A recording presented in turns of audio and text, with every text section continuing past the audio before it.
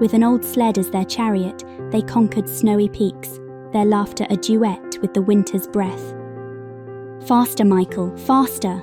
We're flying, Maya. We're really flying. What is going on, creatives? I have this special project that I wanted to do. I guess it's not a special project, but I'm working on this Christmas video and thought I would try to compare it to AI, text to video, image to video, to see the comparison and just to get a feel for it. Now, I haven't done much with AI video because, one, I know there's a lot of people out there who are doing some great things with it. I've seen some really good video, but the amount of times and iterations it takes to get what you want, um, I haven't really had the patience for it. So I'm going to wait until it gets better before I really jump in. But it is an interesting space. And considering that I don't like animation, it is something that I'm really looking forward to. But anyway, let's look at what I did. So started off with the image, and I wanted a CGI image, the CGI cartoon. So you can see all the images here that I generated. And I'm using Leonardo because I use ChatGPT and I used Midjourney, and I just thought for this look, Mid Leonardo did a much better job with the look that I wanted. So that CGI art style, and I put a name in, Michael and Maya, hoping to get a consistent character across the images. That didn't happen, so I may end up having to do some face swapping and different things to get that part. This was the easy part, generating the image. And let's go into the second part. And that is turning this image, which is what we could say, let's look at the aspect ratio, 1024 by 768, and I wanted 19 by 16, so aspect ratio. So I'm going to use generative fill to do that part. So let's head over to Photoshop. Okay, so here's Photoshop. Now, to create an animation, I need to separate the subject from the background. And I did a couple of iterations of this, and what I found the best way to do this, the best result was to, and let's just go ahead and kind of show you what I did to separate it. Here is the original image, and I then use generative fill, and essentially I use the expand. So if you put on a crop, you come in, you can generate, and it will expand the image. And it came in with this, which I thought was good. That worked fine for me. And then I just did a Control Shift Alt E to combine those and create a new stamped layer. I did this here and select the subject. Now on the original, I took more time to kind of get work on the subject, make sure everything was there. Let's see. I think I put this in, but I spent a little more time, dialing it in, getting it right. But once I had the image selected, then I just did a Control J. Actually, I think I expanded. I think I expanded the selection by 3, and then did a Control J. What that did was create a new layer with the subject.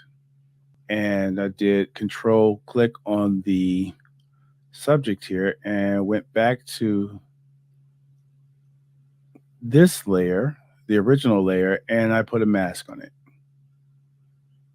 And then I did an invert of the mask. What I found is that, let's see, apply the layer mask, and I simply just highlighted the area, did a generative fill and generate, and it filled in the rest of the background. Okay, so that worked well. But again, turns out I didn't like this background. So I decided to just see if I can get this background in Midjourney. You can see when I started trying to get the background, you can see sledding hill, smooth snowy sky, brushstroke fields. Uh, this is what I was getting, which is the same look. And I even used the image reference for this. So I gave it the image reference and it still did not produce what I wanted. So what I ended up having to do was, I believe it was this one. So this is the image I generated using this from Unsplash. I got this image from Unsplash using this as the reference image. So using this as the reference image is saying slide shot sledding hills, smooth snow skills, sky background, and just changed up the prompt a little, but it really came down to having this image as the reference that made the difference. Okay. So once I had that, then I went on to zoom out, and I zoomed all the way out to this. Okay. So I did zoom several times, and you can kind of see here how many times I did the zoom. And so I zoomed out until I was pretty far back, and this is going to be the image I use for the background. So now I've done Photoshop, I've done Midjourney, I've done Dolly. The final thing is to put it all together in After Effects. Now, After Effects, was pretty straightforward. I don't think I should put the snow in. I'm going to put the snow in a second here. We have the trees, the path, the kids. That's mainly what we have going on here. All right. So if I turn all of this off, the kids came from the Photoshop image. That's why I had that separate image. I just brought in the kids. I just wanted them. And then the background, well, that's the image. If we kind of pull out here, you can see this is the entire image here for the background. And that was the reason for zooming out so much, because I wanted a much bigger picture just to kind of get that depth of field and the transition. For the tree, is just animated to go across. And that's pretty much it. It's animated to go across. The path, I just put a mask on it. So I only got the hill part and not the background, because this I wanted, you can see it's going all the way across and it's going much faster. That's what gives us the parallax effect. You can see that the front is going faster than the background. Of course, that's that part of that animation and that parallax effect, right? So it's just keyframes. If I highlight both of these, press U, you can see that here are my keyframes, and I didn't even put any type of ease in or ease out on it. The last part, let's bring the kids back in. Okay. Now to sell this image, what I had to do was get some snow in. And a couple of ways I can do that. Let me bring my light snowfall in.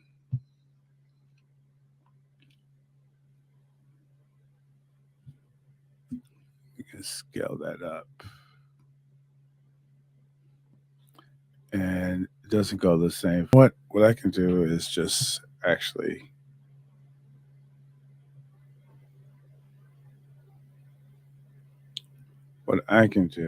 simply duplicate it and move it down. All right. So got the snow. Now The part that I, I needed to sell also was the snow from coming from the sled. And so this is what this layer is, a solid white layer. And I put a CC particle world on it. And once I did that, then we got a little snow. Of course, it's kind of small. So I duplicated it, and I didn't kind of like the ends on the back. If we zoom in here,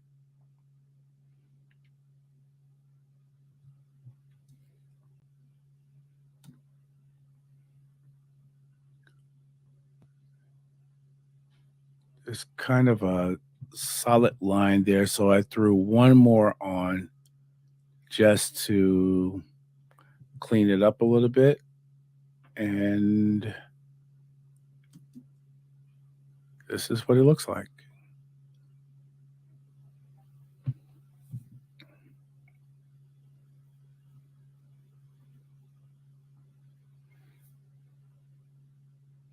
Yeah.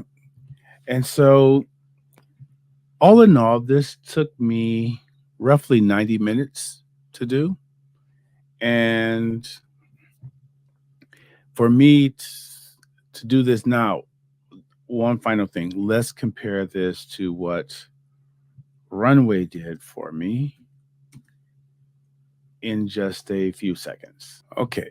So this is what Gen 2 did for me. So I said, kids sliding downhill on a snowy day. There's the reference image. Play it. And this is what I got. So what is my criteria for using AI video? I'm holding off because I am waiting for it to reach a certain point. And that point is it can generate 6 to 8 seconds. I prefer 6 to 8 seconds without distorting the face and without giving that AI video look, that look that we all know, the slow, almost like slow motion where it fits for a trailer, but really would not fit for an actual film. That's what I'm waiting for. But until then, I'll continue to play around with it and I'll work my way through it to get better at it using better techniques. But it's still not something that I'm gravitating towards yet. Although, when it comes to After Effects, I don't mind doing After Effects like slideshows and motion graphics, but animation like this took 90 minutes total to produce, and it's a 12-second clip, and there are now 40 more clips. So to me, I'm not a fan of animation, so I leave it up to the other guys to do all the animation work and make these movies. But little trailers where I can just patch some images together and throw some audio and music behind it, I don't mind. But when it comes to this, um, I'm not totally on board yet. I'm gonna wait for the AI to get better, and then I will start producing more stuff like this. Okay, so that's it.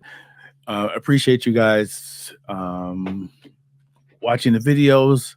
Like, subscribe, share. I'm starting to ask that now. If you got this far, please like and share the video, and we will talk with you another time. Keep creating.